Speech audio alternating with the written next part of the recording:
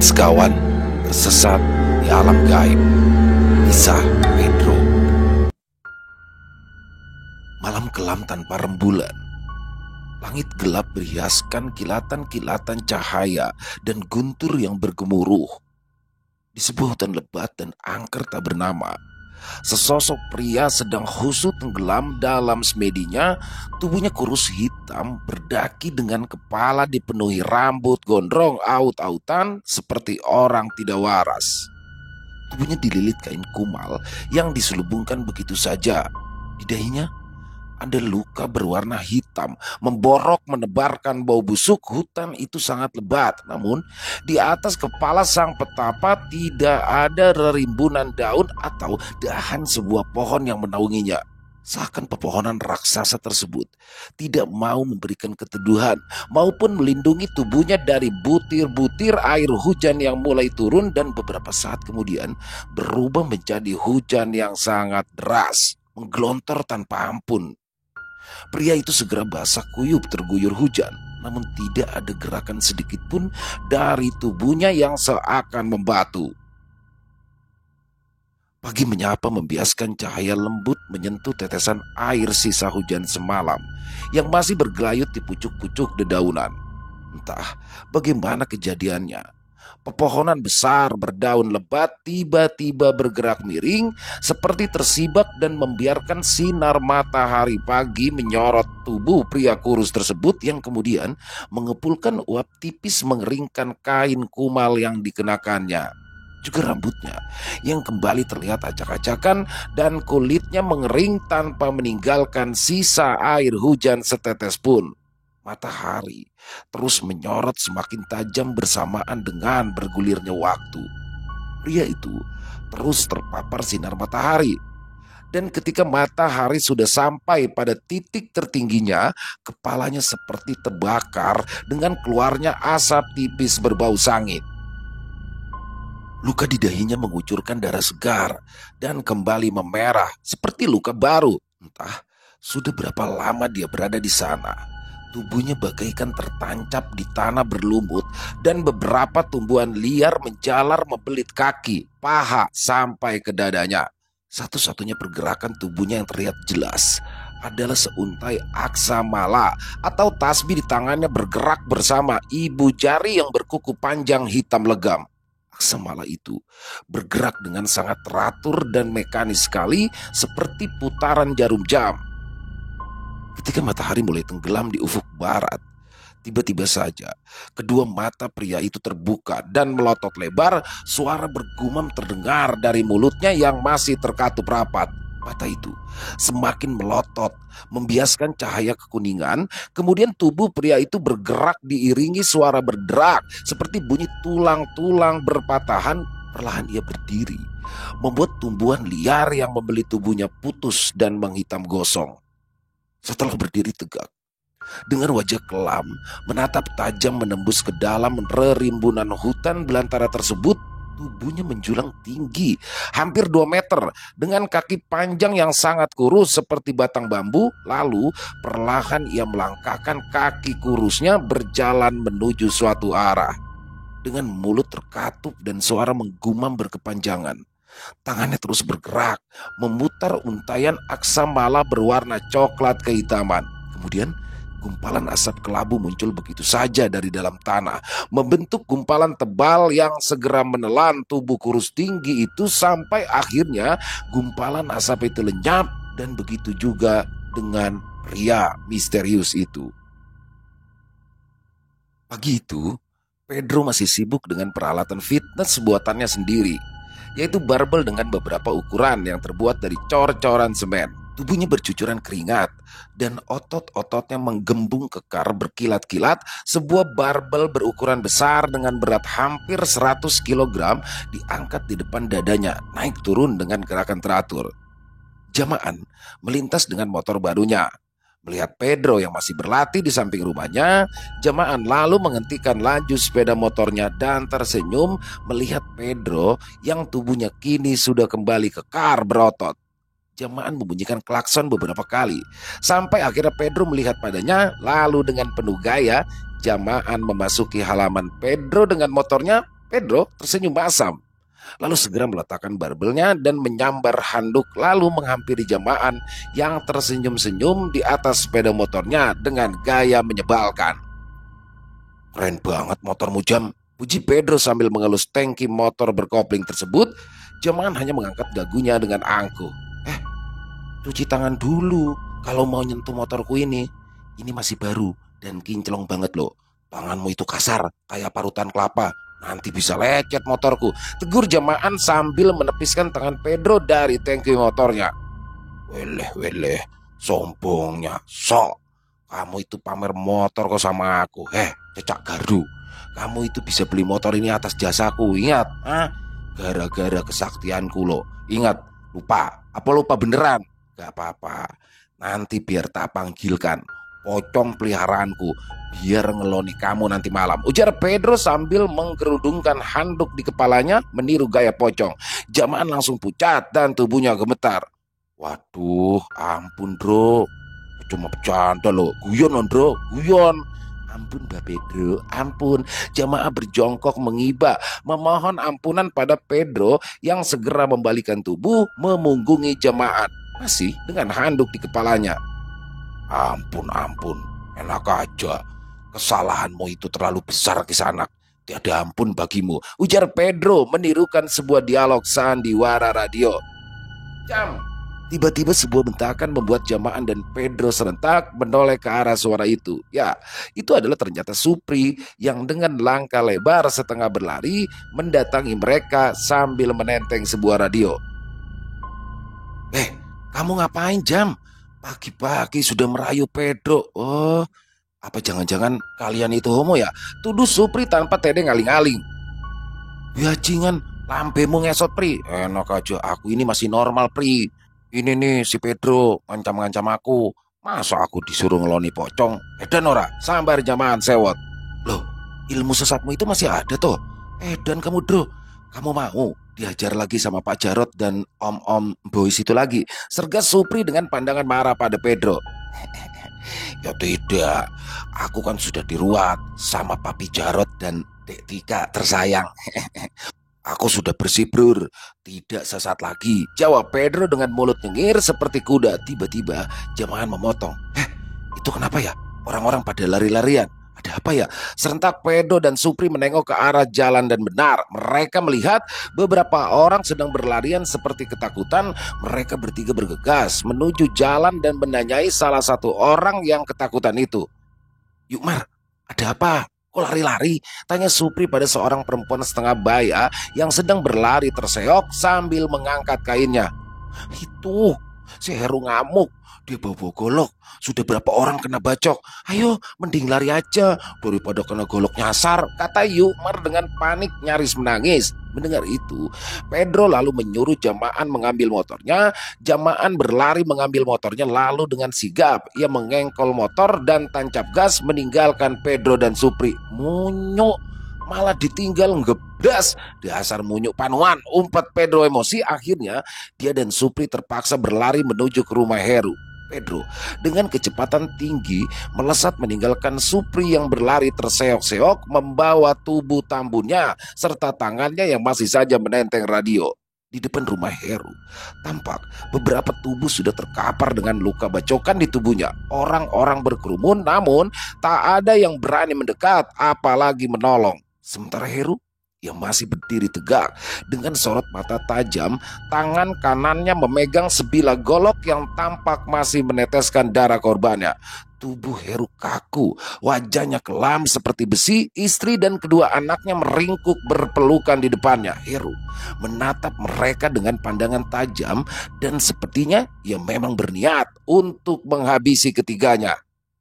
Heru menatap semua orang dengan tatapan mengerikan, siap menyerang siapapun yang mencoba menolong istri dan kedua anaknya itu. Tanpa disangka siapapun, tiba-tiba sebuah dorongan dua buah tangan disusul sebuah tendangan keras menghantam dada Heru, membuatnya terjengkang dan jatuh bergulung.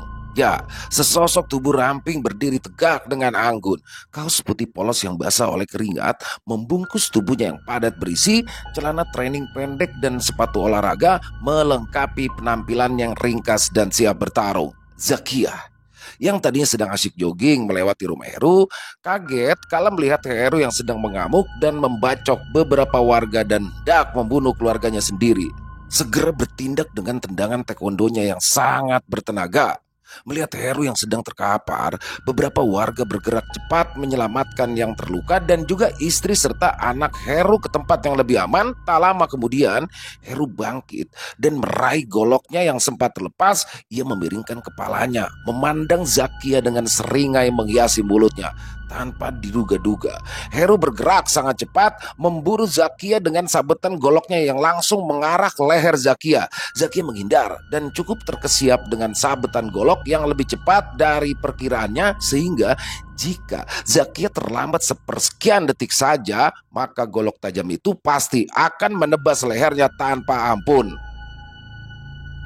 Tak urung ujung golok itu sempat menggores tipis lehernya yang putih mulus itu. Tampaknya Heru benar-benar ingin membunuhnya. Zakia segera bersiap dan kali ini dia tidak akan meremehkan lawannya itu. Zakia melompat ke depan Heru lalu menyerangnya dengan jurus-jurus pencak silat jarak pendek yang membuat Heru kesulitan dan ruang geraknya terasa sangat sempit sehingga goloknya seolah tidak berguna. Zakia terus saja memepet tubuh Heru dengan pukulan-pukulan dan juga sikutan yang mengincar kepala dan dada. Namun Heru pun ternyata bisa menghindari semua pukulan tersebut dengan meliuk-liukkan kepala dan tubuhnya seperti ular sehingga sulit sekali untuk dipukul. Heru terus berusaha membuat jarak agar goloknya dapat menebas dengan lebih leluasa. Namun Zakia di sini benar-benar tidak memberinya kesempatan sedikit pun dan memberikan sebuah sikutan yang menghantam keras rusuk sebelah kiri Heru hingga membuatnya melengup pendek. Dan belum sempat Heru membalas, lutut Zakia menghantam selangkangannya membuat tubuhnya terangkat sedikit ke udara. Heru menggeram kesakitan sambil memegangi bagian bawah perutnya. Kemudian ia berteriak keras, kembali merangsek dengan sabetan-sabetan goloknya yang brutal dan beberapa kali hampir saja melukai Zakia. Sampai sebuah sabetan maut hampir saja merobek perut Zakia. Beruntung sabetan itu tidak sampai melukainya dan hanya merobek bajunya sehingga perut putih Zakia terpampang dengan jelas. Pedro yang baru saja sampai dengan nafas terengah mencoba membantu Zakia. Namun mendadak ia gentar melihat golok Heru yang hampir saja membunuh Zakia. Pandangan matanya berkeliling mencari benda yang mungkin bisa dijadikan senjata dan kemudian ia melihat sebuah potongan bambu yang tidak terlalu besar dan sedikit lebih panjang daripada golok Heru. Segera Pedro berteriak pada Zakia sambil melemparkan potongan bambu yang langsung disambar Zakia dengan cekatan. Zakia tersenyum tipis menantang Heru yang segera berteriak marah dan kembali menyerangnya dengan gerakan yang sangat cepat sehingga golok di tangannya seakan menghilang berubah menjadi sabetan-sabetan udara yang sangat tajam. Zakia mengimbangi dengan jurus pedang aksara mautnya. Tubuhnya lincah berkelit dan meliuk indah dengan potongan bambu yang segera berubah menjadi sebuah senjata yang mampu mengimbangi kecepatan golok Heru. Jurus pedang aksara maut adalah jurus pedang kuno dari Tiongkok yang gerakan sabetannya sama persis dengan gerakan menuliskan sebuah aksara. Oleh karenanya, para ahli pedang Tiongkok kuno juga seorang ahli kaligrafi yang sangat ulung.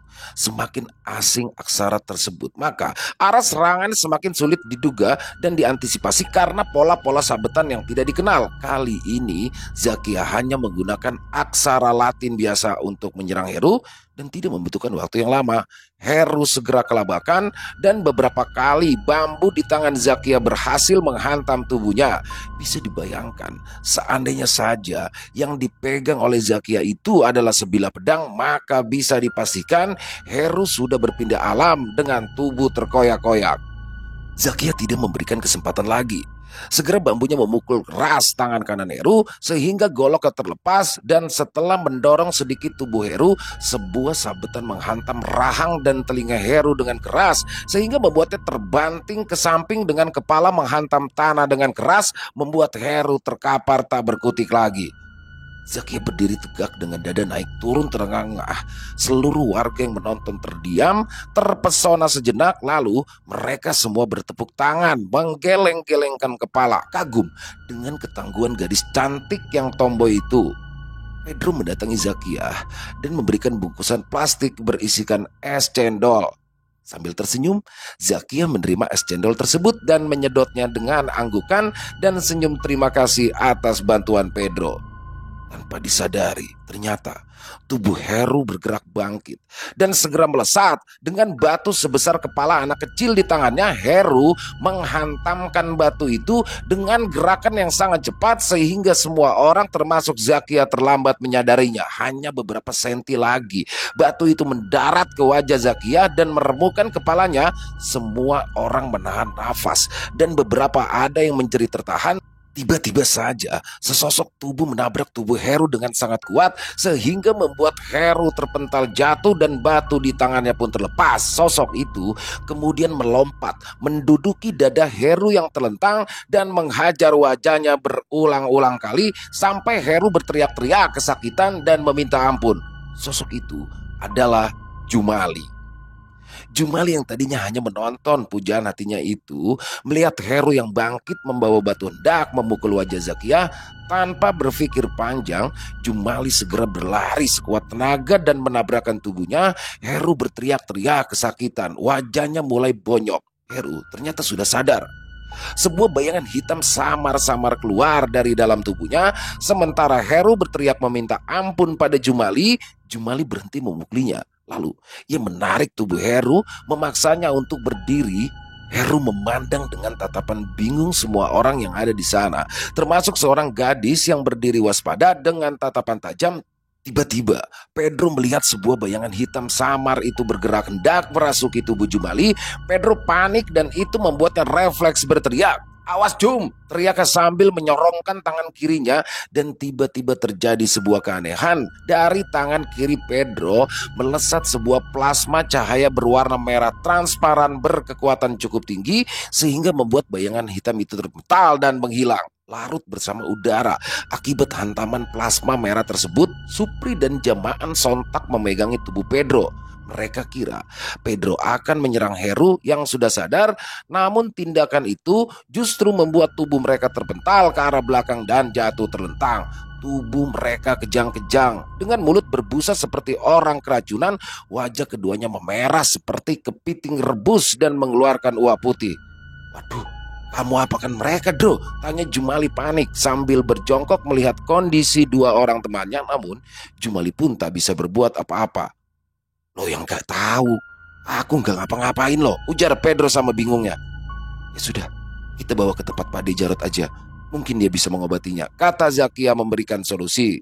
Tanpa banyak tanya, Zakia dan Jumali membawa Supri naik ke motor Jumali, sementara Pedro bersama dengan seorang warga membawa Jamaan dengan sepeda motor Jamaan. Heru yang masih linglung segera diringkus warga dan dibawa ke balai kelurahan untuk mempertanggungjawabkan seluruh perbuatannya. Sesampainya di rumah Pak Jarot, suasana sepi. Ternyata Pak Jarot sedang menjemput istrinya di terminal. Di rumah hanya ada Tika yang bingung dengan kedatangan 6 orang itu. Namun seketika wajahnya berubah masam ketika melihat Pedro ada bersama mereka. Salah satu warga yang ikut mengantarkan segera berpamitan pulang dan tak apa alasannya. "Ada apa, Zak? Mereka ini kenapa?" tanya Tika setelah kedua orang yang masih kejang-kejang itu ditidurkan di lantai teras Pak Jarot. "Aku nggak tahu, Kak. Mereka tahu-tahu sudah begini. Entah apa penyebabnya," terang Zakia. Tika hanya manggut-manggut dan menatap dua orang yang wajahnya semakin memerah itu. "Sawan rekta kalah," desis Tika perlahan. Lalu ia seperti teringat sesuatu. Tika bergegas menuju kamar belakang. Tak berapa lama kemudian Tika datang dengan membawa lipatan kain berwarna hitam dan langsung membuka lipatan kain yang ternyata cukup lebar untuk menutupi kedua tubuh laki-laki tersebut.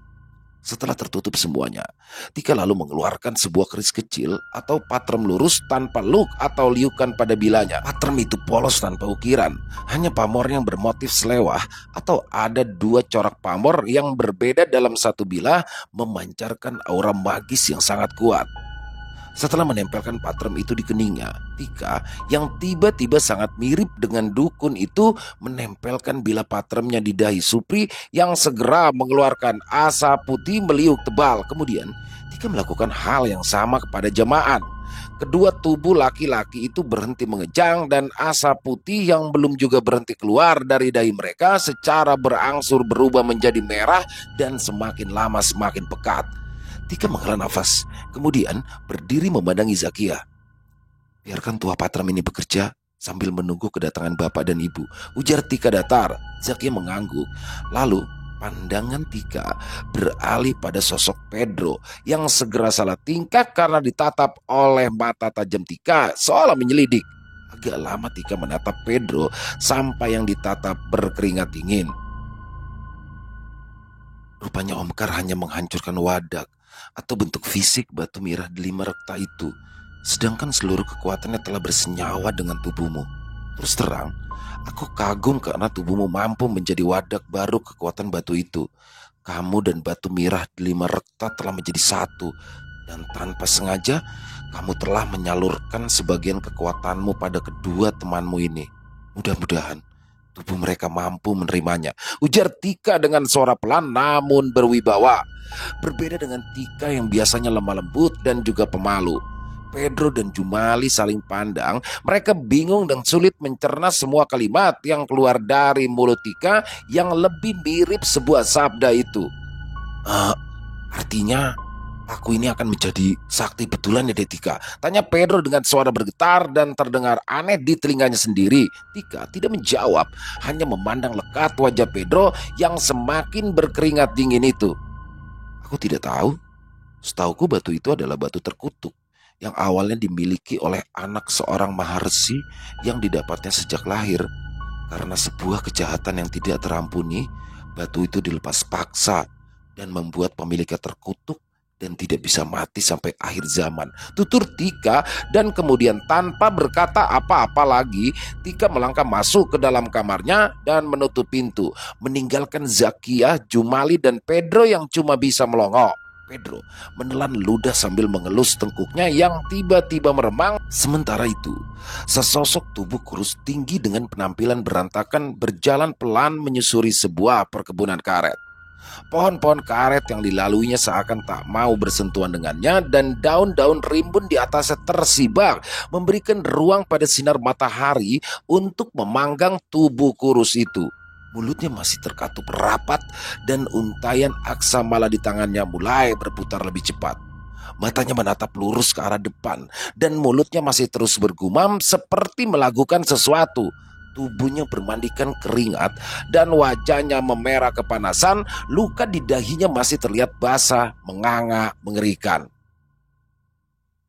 Mendadak ia menghentikan langkahnya, wajahnya menunduk dan kemudian ia menekuk kedua belah kakinya berlutut dan menghentikan gumawannya.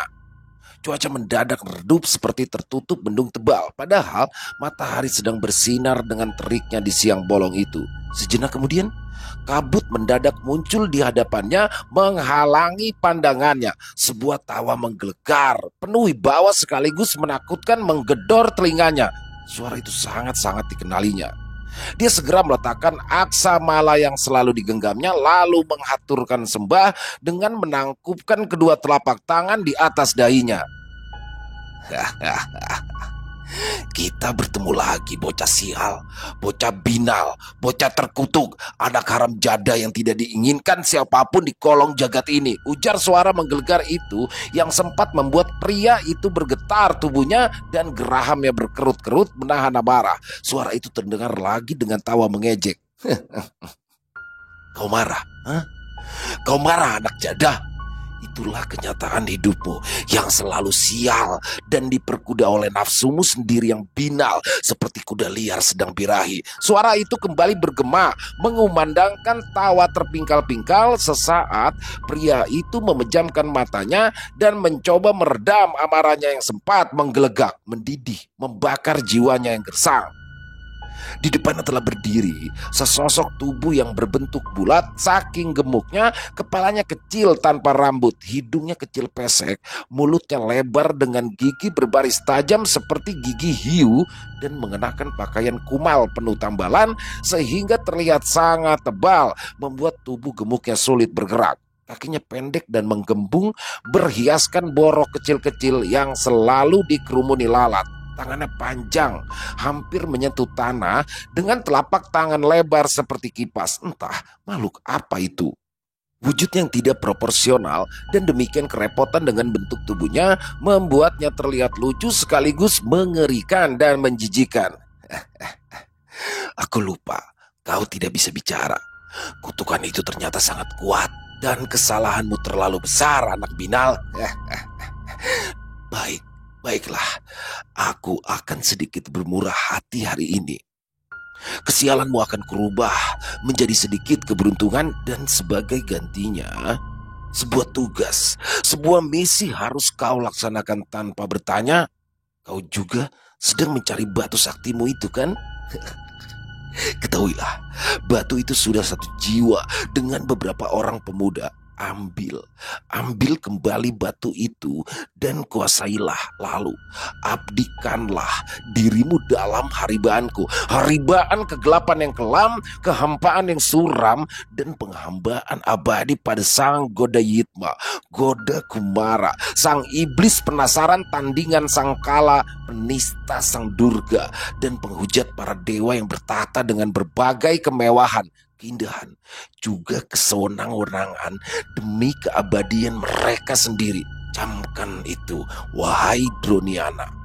Risang Akhriasuta, pengabdi angkara murka, ujar sosok aneh itu yang kemudian menjulurkan kedua tangan yang panjang dengan cepat dan menarik sosok pria kumal itu mendekatinya sangat dekat sehingga wajah mereka hampir bersentuhan. Pria itu hendak memalingkan muka, namun tangan makhluk itu menahan kepalanya dengan kuat. Kemudian dia menjulurkan lidahnya yang panjang, lancip dan berlendir kental menjilati luka di dahi pria kumal itu. Pria itu terkesiap. Tubuhnya mengejang dan bergetar sejenak. Rasa sakit dan perih ia rasakan ketika lidah yang terasa kasar seperti amplas berlendir menjijikan dan baunya seperti ikan busuk itu menjilati lukanya. Mulutnya yang terkatup rapat mengeluarkan suara menggeram kesakitan. Sosok aneh itu terus saja menjilati luka menganga itu seperti menjilati es krim yang sangat nikmat. Matanya terpejam menikmati setiap jilatannya. Anehnya, sedikit demi sedikit luka itu menutup dan hilang tidak berbekas. Makhluk itu tidak berhenti sampai di situ. Lidahnya terus menjilati wajah dan juga bibir pria kumal itu dan berusaha masuk ke dalam mulutnya yang terkatup rapat. Sampai beberapa saat kemudian mulut itu sedikit terbuka dan lidah itu menggeliat menerobos masuk ke dalam mulut menembus sampai tenggorokan, membuat pria itu mengeluarkan suara tersedak dan mau muntah. Kemudian makhluk aneh itu menarik lidahnya keluar dari mulut pria kumal itu lalu melepaskan tangannya sehingga pria kumal itu segera menjauhkan tubuhnya dan muntah-muntah. Makhluk itu menyeringai. Tangannya mengusap mulut yang belepotan lendir. Wajahnya terlihat sangat puas seolah seperti mendapatkan kepuasan syahwat. Sekarang pergilah. Tugas utamamu adalah membawa titisan Dewi Widawati lalu persembahkan di kaki sang Godayitma utuh tanpa ada goresan luka sedikit pun. Nyawamu sudah berada dalam genggaman sang Godayitma, penguasa swarga bandang atau tawang gantungan. Lalu dengan ledakan tawa yang menggema, makhluk itu menghilang tanpa bekas, meninggalkan pria kumal itu yang masih berlutut dan muntah-muntah. Sejenak kemudian perlahan pria itu bangkit. Mulutnya tidak lagi terkatup. Luka di dahinya hilang dan dengan langkah gonta ia berjalan. Kali ini langkahnya terasa lebih cepat dan tenaganya perlahan pulih membuat badannya terasa segar. Pria itu lalu tertawa terbahak-bahak. Ribuan tahun dia harus menanggung kutukan yang membuat mulutnya terkunci, tidak bisa mendapatkan tempat berteduh dari hujan dan juga panas, tidak pernah bertemu manusia, meskipun dia sudah berkeliaran mengitari kolong jagat selama hidupnya. Sebuah kutukan yang sangat mengerikan yang diucapkan oleh seorang avatar atau titisan dewa akibat dosa yang tidak terampuni. Dia berlari dengan kegembiraan seekor kuda liar yang menemukan padang rumput yang sangat luas. Ketika dia sampai di sebuah tepian sungai, dia langsung menceburkan diri dan mandi sepuasnya. Suara tawanya kembali terdengar lepas dan sangat bahagia. Tawa yang terpendam selama ribuan tahun penuh kutukan kelam. Tawa anak seorang maharesi yang menikah dengan seorang bidadari yang membuatnya selalu dirundung nasib buruk dan kesialan tiada habisnya. Hari ini, ia menikmati kebebasannya demi sebuah misi. Sementara itu, di rumah Pak Jarot, Jamaan dan Supri masih terbaring tak sadarkan diri seperti mayat yang terbujur kaku. Asap merah sudah berhenti mengepul dari kepala mereka. Pedro mondar-mandir gelisah menunggu kedatangan Pak Jarot dan Jumali hanya bisa menunduk. Sesekali ia mencuri pandang pada Zakia yang juga duduk dengan gelisah. Pada suatu momen, pandangan mereka bertemu dan membuat wajah Jumali memerah. Namun kali ini ia mencoba memberanikan diri menatap wajah Zakia yang juga menatapnya dengan tajam. Bibir Zakia yang berwarna merah muda sedikit terbuka. Wajahnya yang biasanya terlihat tegas kali ini melembut di atas kepala mereka berdua. Seakan kilatan-kilatan cahaya elektromagnetis saling bertemu berlecutan menjadi prahara dalam hati dua anak manusia yang masih muda dan penuh gairah itu. Tiba-tiba saja sebuah suara menyadarkan mereka berdua. Pak Jarot dan istrinya datang dengan sebuah beca dan satu beca lagi yang syarat dengan muatan oleh-oleh dari kampung Bu Jarot. Pedro bergegas membantu Pak Jarot menurunkan oleh-oleh yang membuat beca itu penuh sesak. Bu Jarot lalu memeluk Zakia dan mengajaknya masuk ke dalam rumah. Pak Jarot terkejut kala melihat dua sosok tubuh tertutup kain hitam terbaring di lantai terasnya. "Siapa ini, Bro?" tanya Pak Jarot pada Pedro yang sedang sibuk mondar-mandir membawa oleh-oleh ke dalam rumah. "Jamaan sama Supri, Pak," jawab Pedro singkat. Lalu Pedro pun menceritakan dengan singkat mengapa dua orang yang sedang tidak sadarkan diri itu bisa ada di situ. Pak Jarot manggut-manggut. Kemudian Tika keluar dari dalam kamarnya dan segera mendekati Pak Jarot lalu membisikkan sesuatu yang membuat Pak Jarot terperanjat. Dengan santai, Tika masuk kembali ke dalam kamarnya. Perlahan Pak Jarot berlutut tepat di atas kepala dua orang itu. Setelah mengheningkan cipta sejenak, Pak Jarot lalu meniupkan nafasnya menerpa kedua pemuda tersebut. Sebentar kemudian, kedua tubuh itu bergerak, menggeliat, lalu bangun dengan mulut menyeringai dan mata menyala merah. "Tidak mungkin," seru Pak Jarot terkejut setengah mati sehingga membuatnya nyaris terjengkang ke arah belakang. Kemudian seperti digerakkan sesuatu, Pak Jarot menengok ke belakang.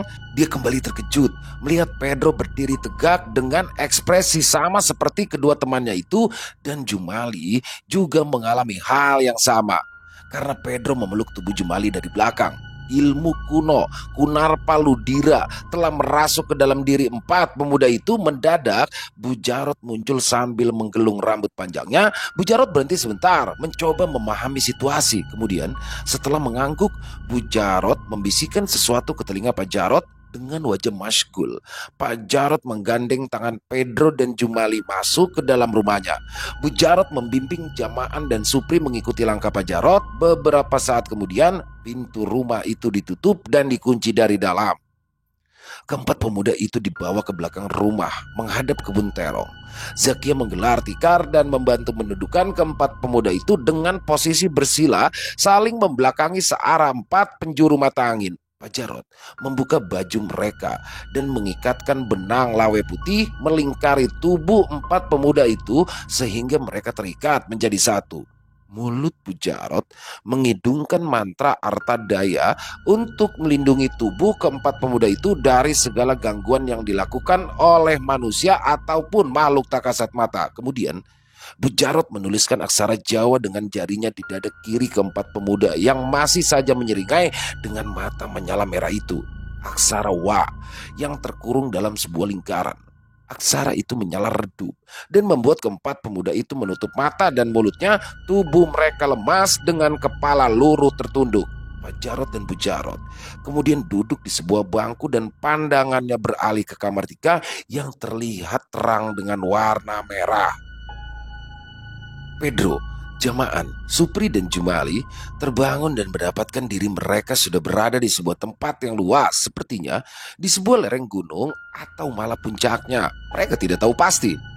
Mereka berada di pelataran sebuah candi megah yang sepertinya menyatu dengan batu-batu gunung tersebut. Candi itu dibangun dengan memahat langsung gunung batu. Ukuran candi itu cukup besar dengan relung-relung yang dihiasi arca 9 dewa atau Nawa Dewata, lengkap dengan tangga batu menuju sebuah pintu ruangan yang terlihat gelap dari pelataran itu. Empat pemuda itu bengong, mengagumi keindahan candi yang baru kali ini mereka lihat seumur hidup. Masih dalam keadaan bingung dan juga takut, keempat pemuda itu saling merapatkan tubuh. "Kita ini di mana, Bro?" tanya Jamaan dengan ekspresi panik. "Iya, Bro, aku kok kayak belum pernah kesini ya. Kita ini ada di mana? Ada candi. Apa kita ada di Jawa? Loh, kapan berangkatnya? Naik apa? Kok aku nggak berasa ya?" cerocos Supri dengan wajah ketakutan nyaris menangis. "Ya aku nggak tahu. Aku juga bingung. Seumur hidup aku belum pernah ke Jawa, apalagi melihat candi. Setauku candi itu ya cuma satu, Candi Borobudur. Itu pun aku melihatnya cuma di TV dan di kalender warungnya Lemuci," jawab Pedro dengan wajah yang sama bingungnya. Ya terus bagaimana ini? Masa ujuk-ujuk kita nyasar ke Jawa? Siapa nih yang iseng bawa kita ke sini?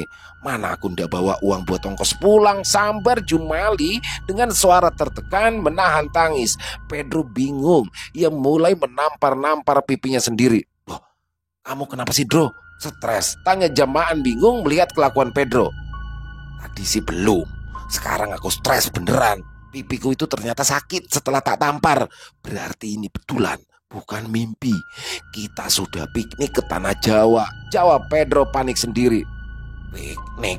Piknik endokmu. Wong kita itu nyasar sampai seberang lautan dibilang piknik," ujar Jumali sewot. Mereka berempat dilanda kebingungan dan juga ketakutan sampai tidak berani bergerak dari tempat mereka sendiri. Tiba-tiba saja terdengar suara gamelan mendayu-dayu, sebuah gending yang terdengar sangat agung dan megah. Bahkan di telinga keempat pemuda yang semuanya buta akan kebudayaan itu, entah mengapa suara alunan gending itu membuat mereka sedikit tenang. Beberapa saat kemudian mereka terhanyut oleh alunan gending yang seolah seperti dimainkan para dewa itu. "Yang gak usah joget juga, Pri. Ini kan bukan lagu dangdut," hardik Jumali melihat Supri yang mulai menggoyang-goyangkan tubuhnya seperti ingin menari. Jamaan menoyor kepala Supri. Supri malah nyengir. "Kamu itu ya masih sempet-sempetnya mau joget. Kita semua ini masih belum tahu apa yang terjadi. Bagaimana kalau kita nggak bisa pulang? Hah? Motorku piye? Sapiku piye?" seru Jamaan mulai emosi. Supri menunduk dan ingin menjawab, namun sebelum Supri membuka mulutnya, tiba-tiba saja dari pintu candi yang gelap tampak sesosok lelaki sepuh berjalan dengan gagah. Penampilannya necis dan gagah dengan setelan jas berwarna abu-abu, rambutnya yang putih keperakan disisir rapi, kumis dan jenggotnya juga tercukur pendek dan sangat rapi. Sebuah kacamata berbingkai coklat tua bertengger di pangkal hidungnya. Sepatu kulitnya juga berwarna coklat tua, disemir mengkilap. Penampilannya seperti konglomerat atau seorang profesor. Orang itu nampak gembira dan tersenyum ramah menyambut kedatangan empat pemuda telanjang dada itu. "Akhirnya kalian datang juga. Selamat datang. Selamat datang di kediamanku," ujar orang tua itu dengan senyum lebar dan menyalami mereka satu persatu. Empat pemuda itu semakin bingung. Dan dalam kebingungannya mereka menyambut tangan orang tua itu. Pedro segera menjabat tangannya dan tidak lupa mencium punggung tangan orang tua itu diikuti ketiga temannya. Orang tua itu terkekeh dan nampak senang melihat kesopanan mereka. "Kalian ini ternyata sopan sekali ya," ujarnya terkekeh. Empat pemuda itu hanya mengangguk sambil tersenyum sopan. Orang tua itu segera mengajak empat pemuda itu untuk segera mengikutinya menuju pintu candi. Sambil berjalan, orang tua itu terus berbicara dan bercerita bahwa candi ini dibangunnya sebagai persembahan untuk dewa yang disembahnya. Dia berbicara panjang lebar tentang seluk-beluk candi itu seperti seorang guide pariwisata. Kemudian mereka memasuki pintu candi dan di dalam candi itu terdapat ruangan yang luas dan sangat lega. Ruangan candi itu tampak kosong dan polos, tanpa ada hiasan seperti ukiran dinding atau relief patung atau altar persembahan seperti lazimnya candi-candi yang ada di Nusantara. Orang tua itu terus berjalan menuju ke sebuah pintu yang nampak bercahaya. Walah mati kita cum-cum, kita masuk alam akhirat, ujar jemaah yang segera tercekat dan berhenti ketika melihat pintu yang seperti memancarkan cahaya itu. Loh, maksudmu apa tuh Jam? Akhirat bagaimana? Tanya Jumali mulai panik. Lah, apa kamu udah lihat Simbah yang gaya mirip kompresor itu? Kompresor apa tuh Jam? Orang kok dibilang kompresor? Memangnya tambal ban? Potong Jumali bingung. Halah, itu loh yang ngajar di sekolah-sekolah tinggi itu loh, yang lebih tinggi dari guru. Apa namanya kompresor kan? Jelas Jamaah dengan ekspresi serius sekali. Karburator paling, celetuk Supri. Ngawur semuanya. Wes, menengocang kamu Pri. Maksudmu itu dosen ya Jam? Tanya Pedro kemudian. Nah, di atasnya lagi, di atasnya dosen itu apa namanya? Kompresor toh, ujar Jamaan. Profesor Jam, profesor. Dasar koplak. Sekolahmu dulu itu di kandang bebek ya? Goblok kok terus-terusan, bentak Jumali emosi. Iya maksudku itu, jawab Jamaan tersipu malu. Coba lihat. Dia itu jalan masuk ke dalam pintu yang bercahaya itu. Nah, menurutku pintu itu adalah pintu gerbang menuju akhirat. Pintu itu bercahaya loh. Pasti di baliknya ada akhirat. Atau jangan-jangan malah neraka. Dan ternyata Simbah profesor itu adalah malaikat maut. Imbu Jamaah mencoba meyakinkan teman-temannya. Wah, teorimu itu baru sebatas asumsi Jam, ujar Supri dengan wajah jumawa. Dian, bahasamu keren banget Pri, tukas Pedro kagum. Iya dong, aku kan gak sebodoh yang kalian kira. Ingat, aku ini ahli elektro. Jangan main-main sama aku, kata Supri semakin jumawa. Lah, tukang servis Pri, bukan ahli elektro. Wong radioku justru ambiar setelah kamu perbaiki loh, gerutu Pedro dengan wajah masam. Sudah. Ini bagaimana? Apa kita diam saja di sini atau lanjut ikut Simbah keren itu? Sambar Jumali kesal melihat tingkah teman-temannya yang malah memperdebatkan hal yang sama sekali tidak penting.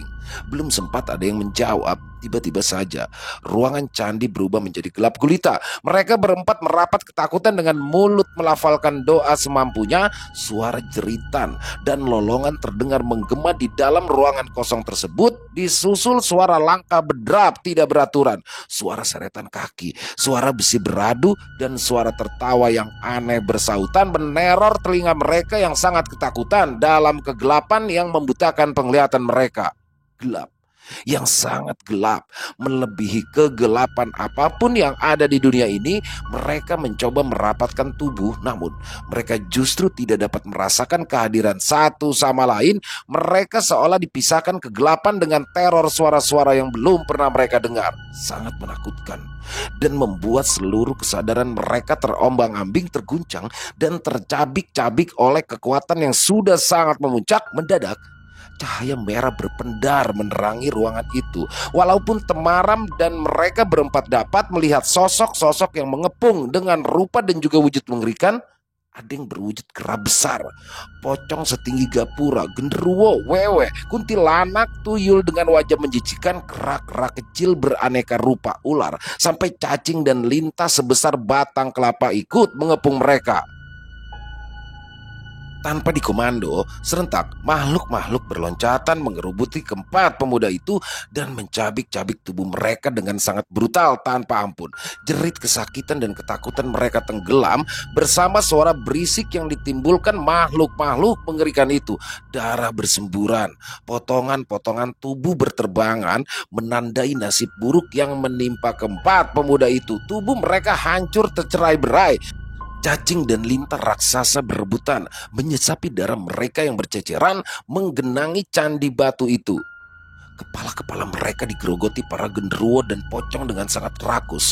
Jeroan mereka dibawa terbang gerombolan kuntilanak dan wewe yang berebutan potongan-potongan organ tubuh yang lain dengan tuyul dan ular-ular raksasa.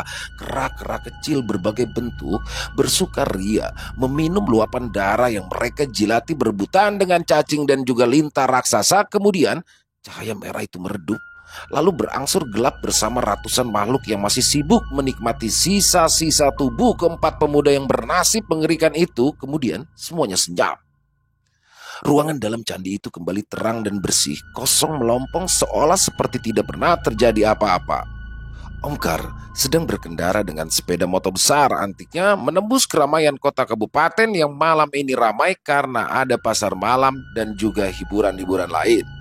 Kota kabupaten sedang merayakan ulang tahunnya yang diselenggarakan dengan sangat meriah dan gegap gempita. Omkar tersenyum mengamati keramaian tersebut dari atas motornya yang berhenti di dekat alun-alun kota yang menjadi pusat keramaian malam itu. Sambil menyisir rambutnya, Omkar beberapa kali menggoda beberapa gadis yang melintas di depannya.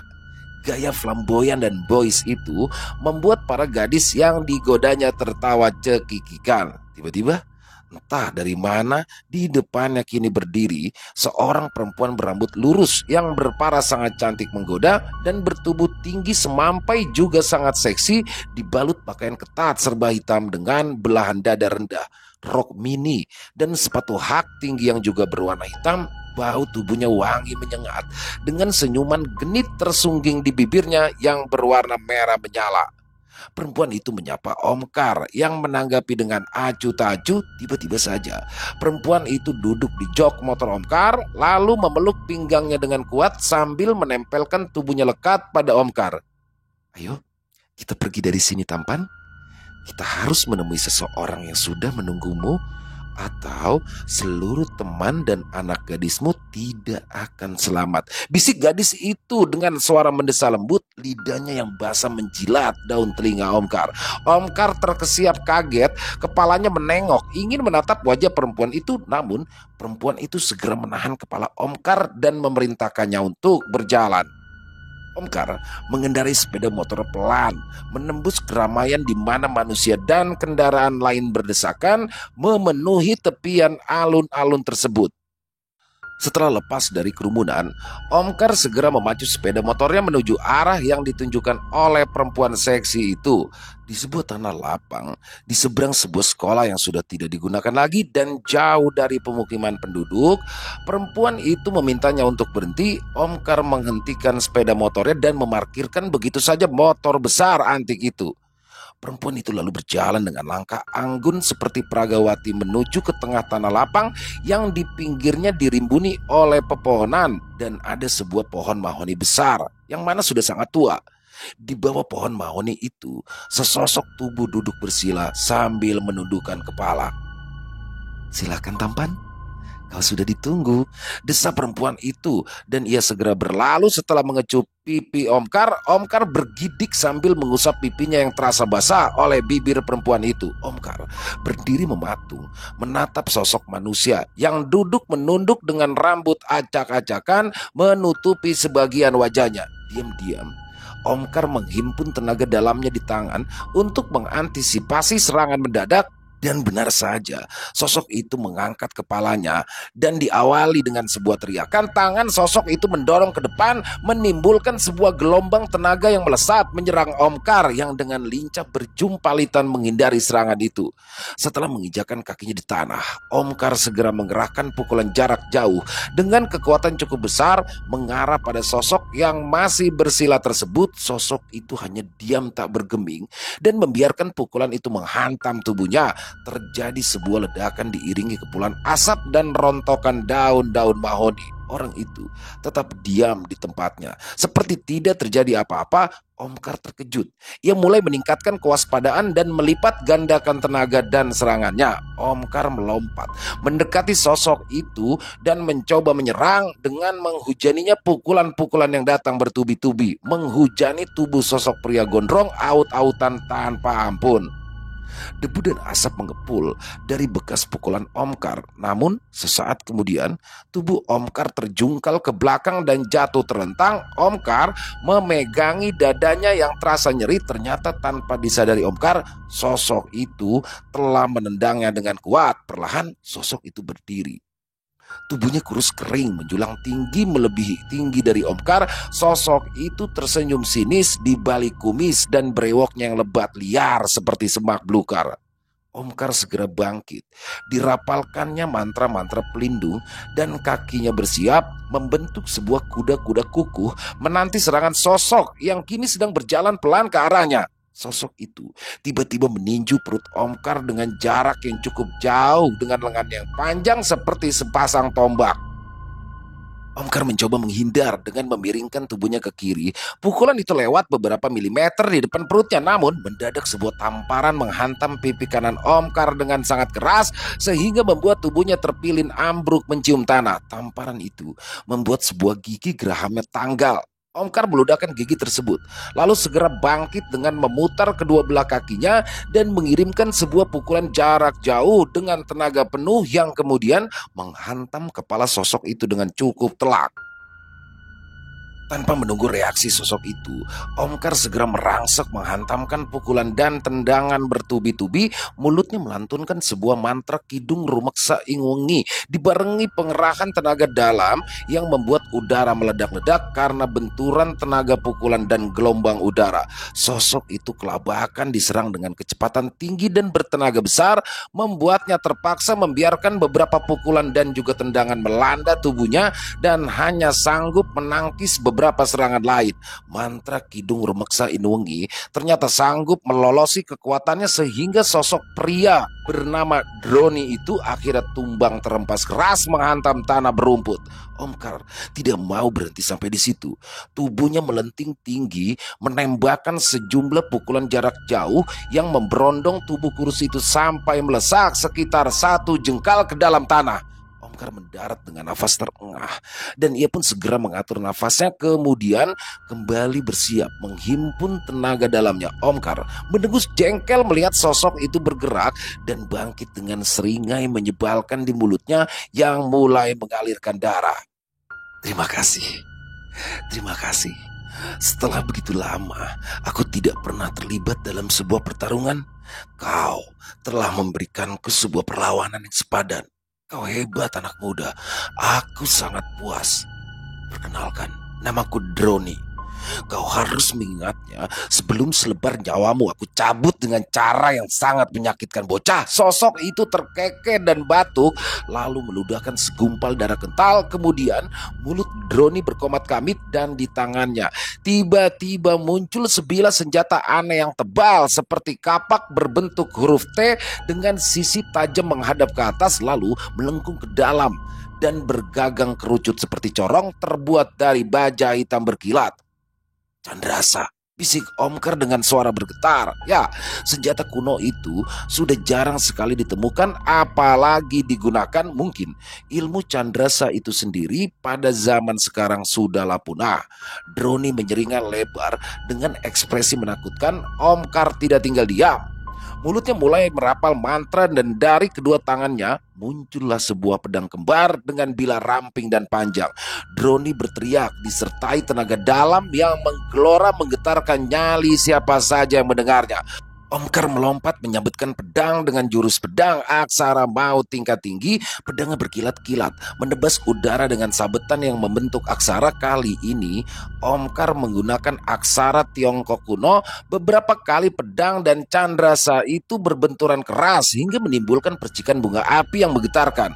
Kecepatan mereka berdua sudah sangat sulit diikuti oleh mata biasa yang mungkin hanya melihat kilatan-kilatan senjata dan percikan-percikan api akibat dua logam yang sama-sama keras dan tajam beradu. Sungguh sebuah pertarungan tingkat tinggi dari kedua pendekar dengan ilmu yang sangat mumpuni. Namun beberapa saat kemudian terdengar jerit kesakitan dari mulut Omkar dan entah bagaimana kejadiannya Omkar terlempar jatuh terbanting dengan pakaian compang-camping serta beberapa luka yang menganga di tubuhnya. Satu pedangnya terlepas dan terlempar jauh, sementara pedang lainnya masih dalam genggaman tangan Omkar dengan bila yang patah membara.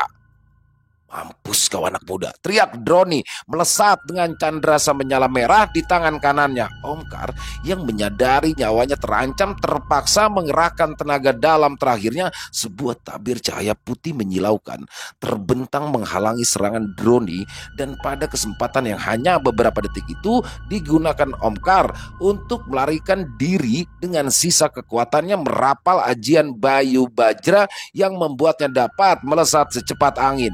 Droni terpaksa bersalto mundur dan mendarat akibat candrasanya terbental membentur tabir cahaya tersebut. Setelah dapat menguasai diri, dilihatnya Omkar sudah lenyap.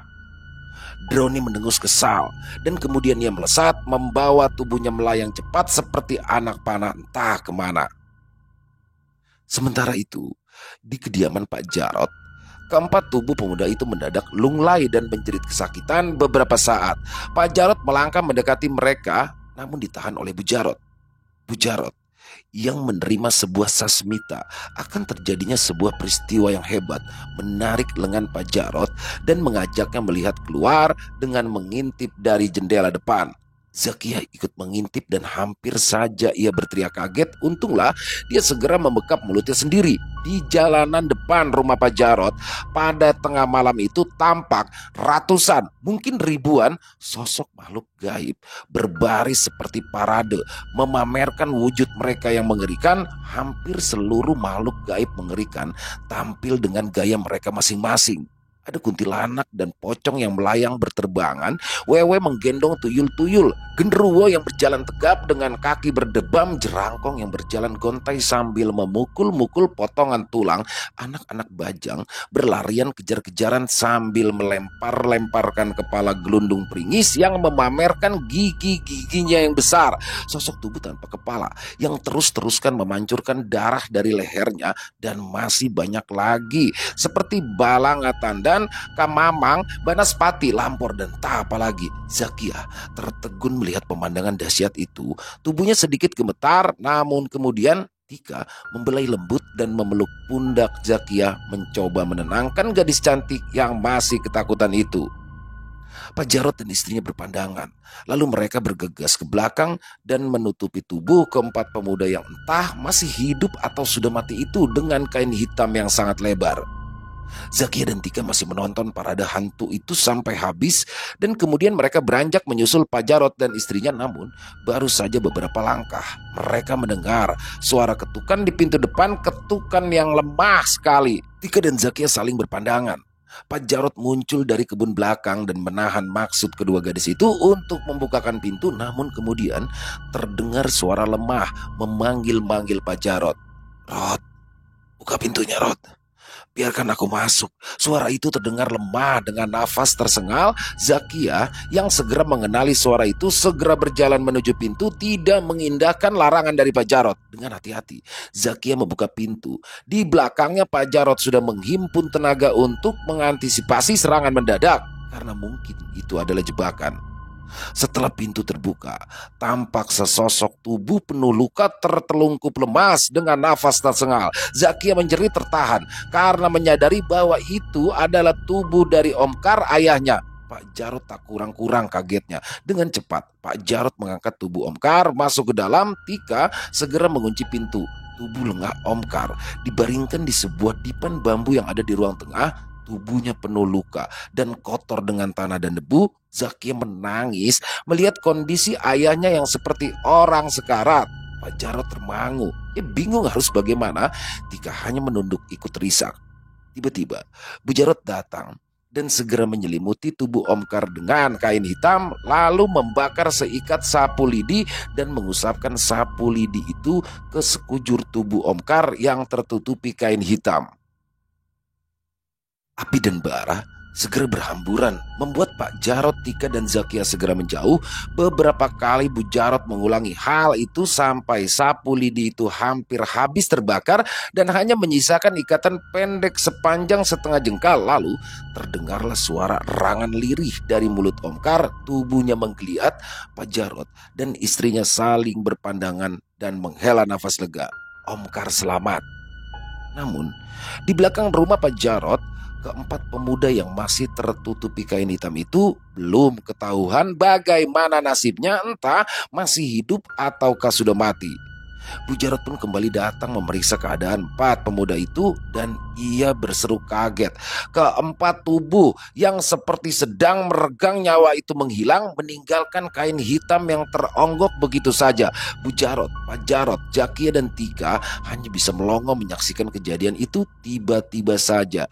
Tika melonjak kaget ketika sebuah tangan menepuk pundak kirinya dengan lembut. Sontak Tika menoleh ke arah belakang. Sesosok tubuh tegap berotot tersenyum lebar bersama tiga teman yang lain yang juga tersenyum cengengesan. Ya, mereka adalah Pedro, Jumali, Jamaan, dan Supri.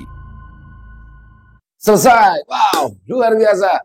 Kisah dari Mas Haryo Yudonegoro, penulis asal kota Metro Lampung, dan kembali lagi Pedro yang mengguncang kita semua dan yang sudah dinanti-nanti oleh teman-teman juga ya, kisah Pedro. Dan luar biasa kali ini kisah dari Pedro yang sudah ditunggu-tunggu, dan buat teman-teman kisah ini adalah kisah Pedro yang keempat ya. Jadi sudah keempat kalinya kisah Pedro ini kita tayangkan di channel kami. Dan buat teman-teman mungkin yang baru gabung atau bingung bisa sudah kami sediakan playlistnya ya untuk kisah Pedro secara berurutan dari 1, 2, 3, 4. Dan di Pedro keempat ini asli makin keren aja. Dan selalu nih 4 sekawan nih, Pedro, Jumali, Jamaan, sama Supri selalu bikin kocak banget ya. Jadi candaan-candaan khas mereka. Dan yang pasti semuanya seru banget ya teman-teman ya. Dan masih menunggu nih sebenarnya bagaimana kok endingnya itu tiba-tiba sudah ada Pedro dan kawan-kawan di belakang nih. Bagaimana cara Pedro bisa selamat nih dari di alam gaib mereka itu yang katanya candi. Waduh, ini luar biasa.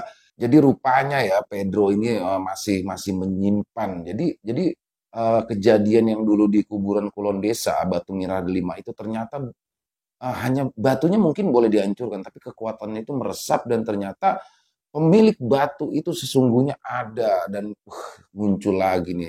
Makin seru nih, pasti Pedro kelima makin seru dan ditunggu Mas Aryo ya buat kisah selanjutnya. Dan semoga teman-teman terpuaskan ya dengan kisah Pedro kali ini. Dan semoga bisa menghibur teman-teman khususnya para pecinta penikmat horor misteri. Lebih khususnya lagi kepada para subscriber dari channel Ilo Bercerita. Tapi intinya satu ya, bahwa kami tidak akan pernah mengupload video yang sudah pernah kami up sebelumnya. Jadi semua video yang kami tayangkan adalah video-video terbaru dan kisah-kisah terbaru itu pastinya. Jadi apabila ada teman-teman yang kok ada kisahnya Bayu Gendeng dengan suaranya Bang Ilo juga di channel lain, ya berarti itu bukan punya kita. Itu aja ya. So pasti sih itu yang pasti. Dan silakan buat teman-teman yang punya komentar lain, punya pendapat lain bisa dituliskan di kolom komentar ataupun hanya sekedar saling menyapa. Insya Allah kami akan membalasnya satu persatu. Kami juga ingin mengucapkan terima kasih kepada seluruh teman-teman yang sudah selalu setia mendukung channel kami, yang sudah selalu hadir di setiap harinya. Karena kehadiran teman-temanlah kami selalu bersemangat berkarya di setiap harinya. Buat teman-teman yang suka dengan video barusan, bisa diklik tombol like-nya, tombol jempolnya. Dan buat teman-teman yang mungkin belum subscribe, jangan lupa diklik tombol merah subscribe-nya, lonceng notifikasinya juga dinyalakan, agar teman-teman selalu mendapatkan notifikasi dari konten-konten yang akan kami upload selanjutnya.